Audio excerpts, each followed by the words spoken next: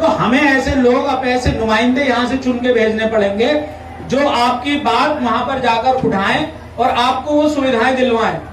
भाई यही सवाल मैं आप लोगों के दिमाग में डालने के लिए आया हूं। जैसे कि एक एग्जाम्पल आप ले लीजिए, हैदराबाद के अंदर पिछली बार MIM पार्टी के मेयर थे। उन MIM पार्टी के मेयर ने ऐसा काम किया है कि वहां पर उन्होंने जो फिल्टर्ड वाटर होता है, RO का पानी होता है, उसके प्लांट लगा दिए। अब ये बोतलें हमारे पास रखी हुई हैं, बिस्लरी की एक बोतल जो है वो 20 रुपए की हम लेके पीते हैं, जिसके अंदर मिनरल वाटर होता है। अब उन्होंने क्या काम किया, उन्होंने प्लांट लगा दिए और उसके कनेक्शन सब जगह पहुंचा दिए, ATM की तरह काम कर दिया उन्होंने। आप उसके अंदर 1 रुपया डालिए और उसमें जो है वो 21 लीटर पानी 1 रुपए में आपको मिनरल वाटर निकलता है। तो ये काम जो है हमारी MIM पार्टी ने वहां किया। आप लोग यहाँ पर टंकी का गंदा पानी पीते हैं। मैंने देखा है बहुत सी जगहों पर जहां पानी पहुंच रहा है वहां पर साफ पानी नहीं है। बहुत सी जगह ऐसा होता है कि नाली के बराबर में से हमारे टंकी के पाइप निकल रहे हैं, पाइप महीनों महीनों तक टूटे रहते हैं, नाली का पानी रिस्क के पहुंचता है और हम वो पानी पीने के लिए मजबूर हो रहे हैं। भाई क्यों हम लोग अपने चेयरमैनों से नहीं कहते कि भाई आप इस चीज की सफाई करवाइए? बताइए आप लोगों के जिनके यहाँ है, बहुत से घरों में टंकियां नहीं भी हैं, तो अब जो है मुझे पता ये लग रहा है कि भाई वो वाटर का टैक्स लेना पड़ेगा। हर बंदा जो यहाँ रह रहा है, जिसका घर है, उसे वाटर का टैक्स देना पड़ेगा। भाई ये वाटर का टैक्स हमारे ऊपर क्यों लगाया जा रहा है जब हमारे पास पानी नहीं आ रहा? तो जिनके पास टंकी है उनका तो बिल अलग है, अब हर बंदे को जो है वो वाटर टैक्स देना पड़ेगा। तो मैं आपको अपनी तरफ से ये वादा करता हूं कि भाई ये वाटर टैक्स अगर लग गया है, कुछ लोगों ने कटवाया है, अगर MIM पार्टी का बंदा यहाँ से जीतता है, मैं अगर यहाँ से चुनाव जीतता हूँ, तो ये वाटर टैक्स जो है आपको हसनपुर के किसी भी बाशिंदे को यहाँ देना नहीं पड़ेगा। इसके अलावा जो हाउस टैक्स है, हमारे हाउस टैक्स से हमारे बहुत से बाशिंदों को दिक्कतें हैं, बहुत ज्यादा बढ़ा के हाउस टैक्स दे दिए हैं। भाई उनसे ये कह दिया था कि भाई ठीक है, आप जो है वहां आ जाइए, आपका टैक्स कम कर दिया जाएगा।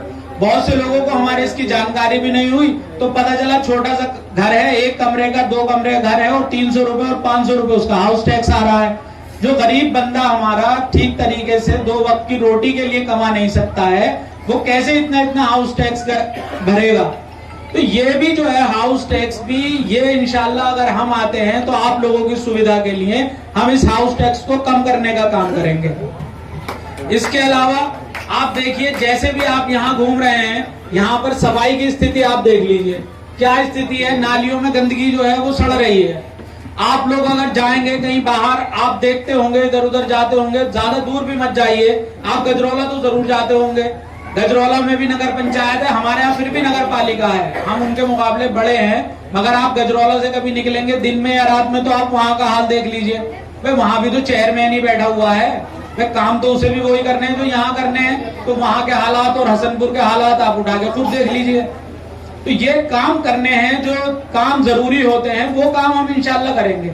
यहाँ पर ऐसा देखा गया है कि जो नई आबादियां हैं वहां पर सड़कें बिल्कुल नहीं है, लोग परेशान हो रहे हैं कि उनके घर में मीटर नहीं लग पा रहे हैं, लाइट नहीं पहुंच पा रही है लोगों के घरों में। नगर पालिका के खंबे खड़े हैं, मगर नगर पालिका वाले, बिजली विभाग को इजाजत नहीं दे रहे कि भाई उन खंभों पे तार खींच दिए जाएं और लोग अंधेरे में रहने के लिए मजबूर हो रहे हैं। तो अगर हम आते हैं तो हम आपका ये गलियों में का जो ये अंधेरा है इसे दूर करेंगे इंशाल्लाह।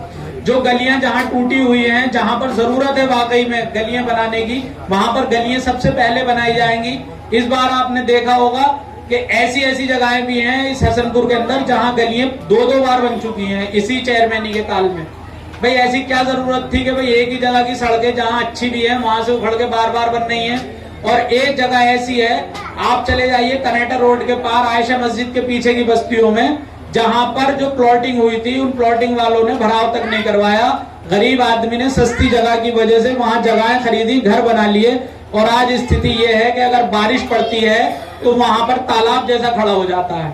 जो हमारा बाईपास गुजर रहा है उससे 4-4 फुट नीचे लोगों के घर बने हुए हैं, पानी सड़क का बहकर सारा वहां पहुंचता है। आप यहाँ इधर लाल मस्जिद के आगे की आबादियों में अगर आप जाके देखिए, मैं घूमा हूँ यहाँ पर, सब में मैंने यहाँ भी वही चीजें देखी हैं। तो अगर हम आते हैं तो इंशाल्लाह हम आपको ये वादा करके जाते हैं कि हमारा MIM का अगर चेयरमैन बनता है, अगर मैं यहाँ से चुनाव लड़ता हूँ, आप लोग मुझे अपनी मोहब्बतों से नवाजते हैं, जिताकर भेजते हैं। तो इंशाल्लाह सबसे पहले ये जो नई कॉलोनियां बस रही हैं, इन कॉलोनियों की स्थितियों को सुधारने का काम इंशाल्लाह हमारे तरफ से किया जाएगा। ये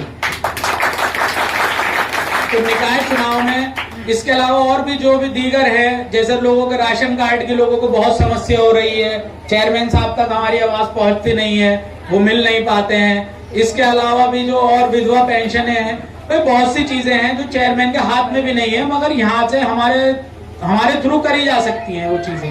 तो जो भी काम हम कर सकते हैं इंशाल्लाह वो काम ज्यादा से ज्यादा अपने शहर को चमकाने का इंशाल्लाह काम करेंगे। आप लोगों के हक की आवाज उठाने का काम करेंगे। जहां पर भी आप लोगों के लिए कोई गलत मैसेज जाता है, कोई गलत बात आपके ऊपर आयत की जाती है, तो आपके साथ इंशाल्लाह कंधे से कंधा मिलाकर खड़े रहने का हम लोग काम करेंगे, मैं और मेरी सारी पार्टी। आप लोगों ने बहुत देर तक यहाँ हम सब लोगों को सुना, आप सब लोगों का एक बार बहुत बहुत शुक्रिया। और अब मैं चाहूंगा कि हमारे सदर साहब जो हैं वो शुक्रिया अदा करें इन सब महफिल का। अस्सलाम वालेकुम।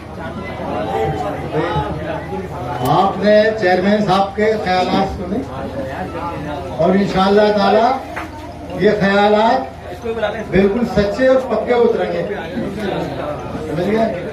आप बेफिक्र रहिए, जो ख्यालात चेयरमैन साहब ने आपको दे दिए उन्हीं ख्यालातों पर पक्के उतरेंगे ये।